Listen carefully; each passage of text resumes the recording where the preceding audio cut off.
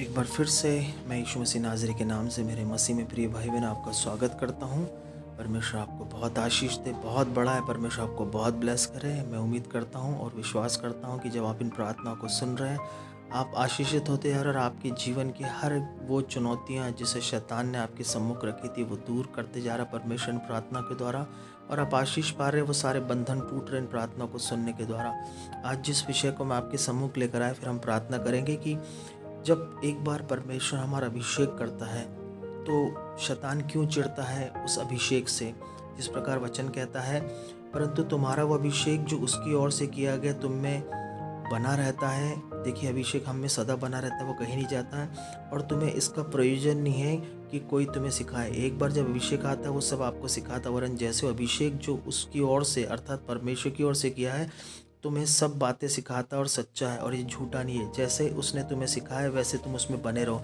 अर्थात मेरे प्रियो, जब परमेश्वर का अभिषेक हम पर आता है, वो अभिषेक हमें सब बातें सिखाता है परमेश्वर की ओर से। ज्योति का परमेश्वर हमें सब चीज़ों को सिखाता है। जिस प्रकार हम देखते हैं कि पहला इतिहास उसके 14वें अध्याय में जब इज़राइल के राजा होने के लिए दाऊद का अभिषेक किया गया, तो हुआ क्या, सारे फिलिस्तीन लोग उसके विरोध में हो गए और उसकी ओर बढ़कर उसके ऊपर हाथ उठाने लगे।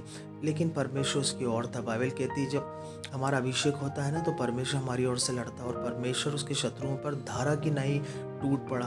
और जहाँ जहाँ दाऊद जाता था परमेश्वर उसको जीत दिलाता था।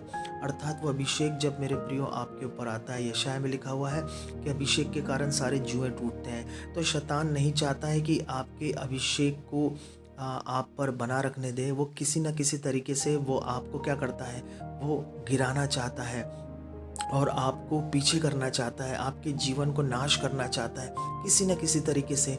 इसलिए हम प्रार्थना करते हैं ताकि हम परीक्षा में न पड़े।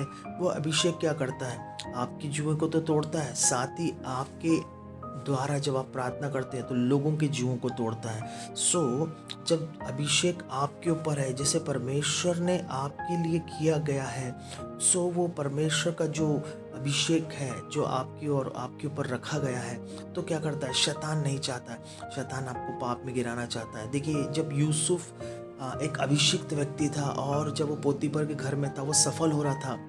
अभिषेक क्या करता है, आपको सफल बनाता है, आपके डेरे के स्थान को और आपके तंबू के स्थान को चौड़ा करता है, आपके आपके जीवन को मजबूत करता है। वो पुरुषार्थ करना सिखाता है, वो आपको आपको लड़ना सिखाता है, आत्मा में कैसे रहना है।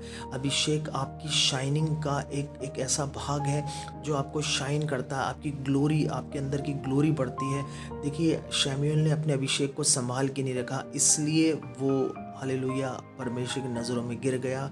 उसने परमेश्वर की बातों को नहीं सुना, उसने 2 बार परमेश्वर की बातों को नकार दिया, उसने हालेलुया परमेश्वर की आज्ञाओं को नहीं माना। तो अभिषेक के द्वारा हालेलुया परमेश्वर आपको जयवंत करता है आपके शत्रुओं के ऊपर। तब यूसुफ पोतीपर के घर में था, तो उसके कामों को परमेश्वर सफल कर रहा था और उसके ऊपर जो अभिषेक था उसके हाथ के काम को सफल बना रहा था। सारे जुएं टूट रहे थे। लेकिन देखिए, शैतान ने कैसा पोतीपर की पत्नी के द्वारा उसके जीवन के ऊपर अड़ंगे डालने की कोशिश किया, और उसने परमेश्वर के विरोध में कोई भी काम नहीं किया। बनिस्बत वो जेल जाना उसने मुनासिब समझा, लेकिन अपने अभिषेक को खोना उसने मुनासिब नहीं समझा।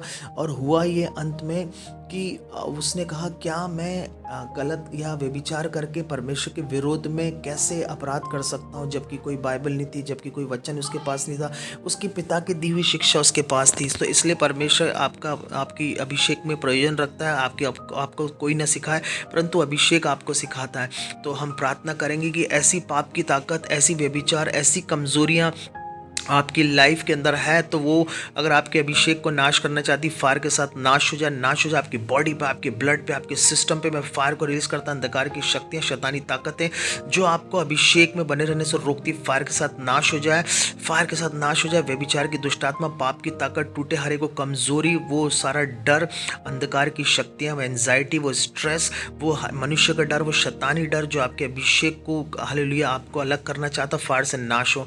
इस वक्त हम प्रार्थना करेंगे वो जो बीमार है और जो नशे में है, यीशु मसीह का लहू आपको नशों से छुड़ाए, तरह तरह के नशे छुड़ाए, आपकी बीमारियां यीशु कोड़े खाने चंगी हो जाए, पुराना सर दर्द, अल्सर, अर्थराइटिस, टीबी, लंग्स की बीमारियां, लंग्स के इन्फेक्शन, किडनी डायलिसिस और लीवर की बीमारियां, हड्डियों की बीमारियां, कमर के अंदर बेल्ट, गले के बेल्ट और ट्यूमर्स, और वो बहनें जिनको बच्चे नहीं, वो बांझ करने वाली लड़कों को आनंद करने वाली माँ बना रहा है। गॉड ब्लेस यू, प्रभु आपको आशीष दे, परमेश्वर आपको आशीष दे। वो हर बात में आप यीशु कोड़े खाने से चंगे हो चुके हो। वो बहनें गवाहियों के साथ आ रही है जिनकी गर्भ फलवंत नहीं थी, आप यीशु कोड़े खाने चंगे हो चुके हो। सारे कोर्ट कचहरी के मैटर्स आप जीत चुके, न्याय में अपने मुकदमे को जीत चुके हो। अपने हाथ उठा के धन्यवाद करो, प्रार्थना को उद्धार करते यीशु के नाम से मांगते। कमेंट सेक्शन में आप अपने आमीन को लिख सकते हैं, लाइक्स दे सकते हैं, सब्सक्राइब कर सकते हैं, गवाही के